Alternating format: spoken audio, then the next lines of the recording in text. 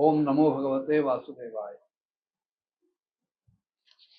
ह्या महाराजा गयेच्या बाबतीत महात्मा लोक काय सांगतात हे ऐकवताना शुकमहामुनी म्हणाले, गयन नृप का प्रतियाति कर्मभिर यज्वाभिमानी बहुविध धर्मगोप्ता समागत श्री सदसत्पती सतां सत्सेवकोन्यो भगवत कलावरते. की अहो, आपल्या कर्मांनी महाराज गयांची बरोबरी करणं, त्यांना समतुल्य असणं, असं कोणत्या राजाला शक्य आहे?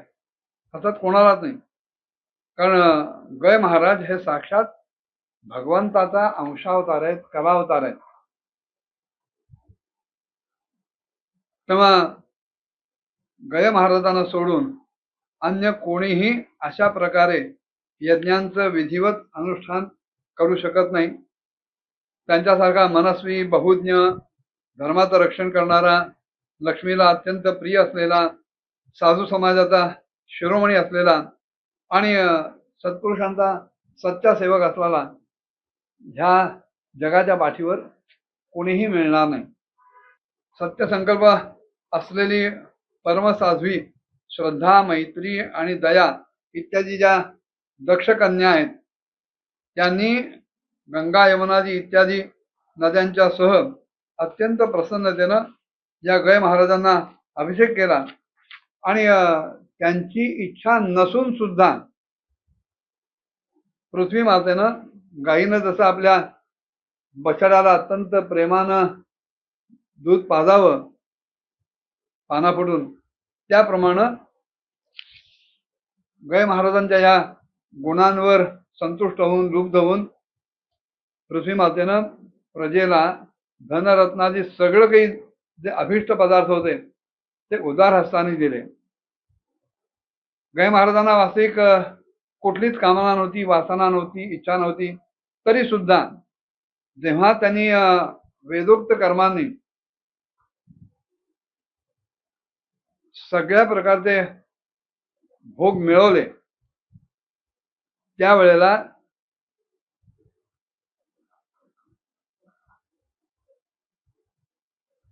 अनेक राजांनी युद्धस्थळामध्ये सुद्धा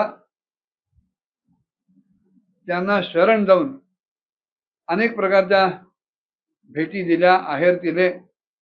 ब्राह्मणांनी त्यांना दिलेल्या दक्षिणांनी, धर्मकर्मांनी संतुष्ट होऊन त्यांना परलोकात मिळणारं आपलं जे धर्मफळ आहे त्याचा 6वा अंश ब्राह्मणांनी गय महाराजांनी दिला.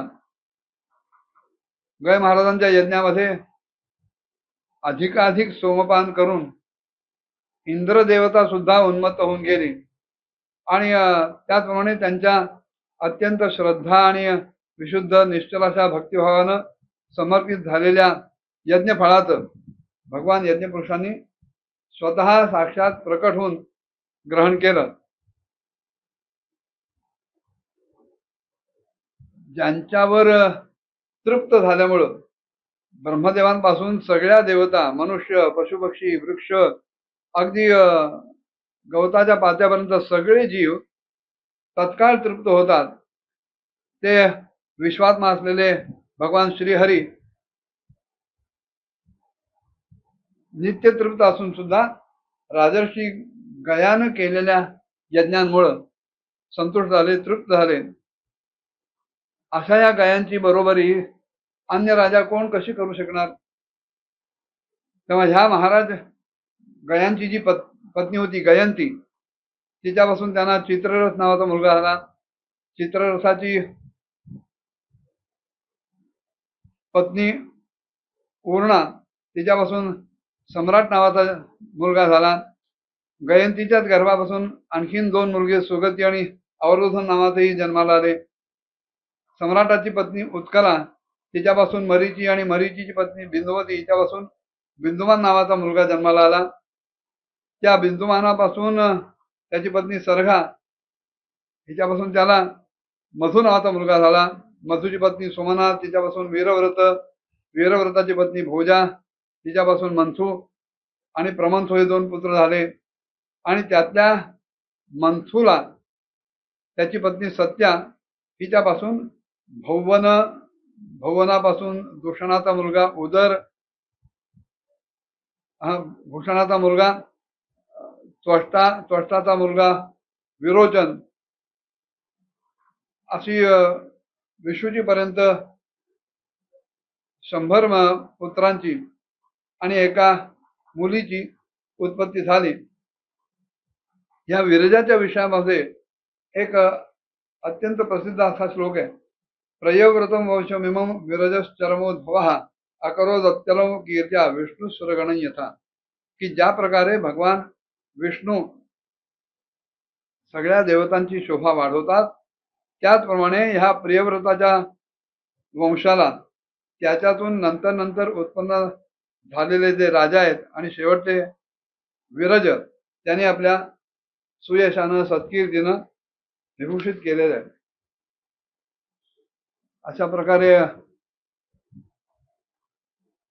ह्या भरतवंशाचं वर्णन केल्यानंतर राजानं शुक महामुनींना प्रश्न विचारला की महाराज, जोपर्यंत सूर्याचा प्रकाश आहे आणि जोपर्यंत तारांगणासह चंद्रदेव इत्यादी दृष्टीपथात येतात, तोपर्यंत आपण ह्या भूमंडळाचा विस्तार सांगितला.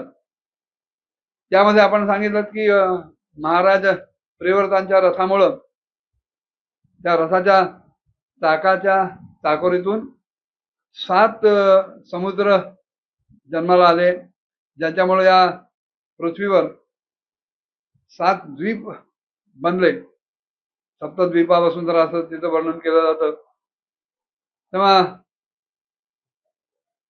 महामुने, आपण मला या सगळ्यांचं जे परिमाण आहे आणि या सगळ्यांची जी लक्षणं आहेत,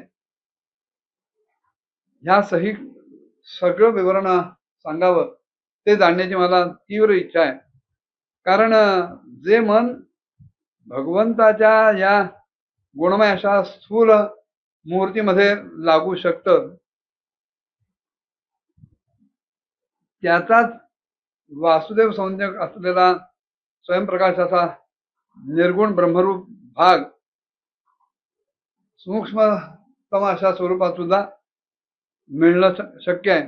आणि म्हणून गुरुवारा या विषयाचं अत्यंत सविस्तर वर्णन आपण कृपा करून मला ऐकवावं ही माझी प्रार्थना आहे. राजाची प्रार्थना ऐकल्यानंतर शुकदेवांनी या भुवनकोशाचं वर्णन करायला सुरुवात केली. ते कसं होतं, किती होतं, पुढच्या भागात बघूया. ओम नमो भगवते वासुदेवाय.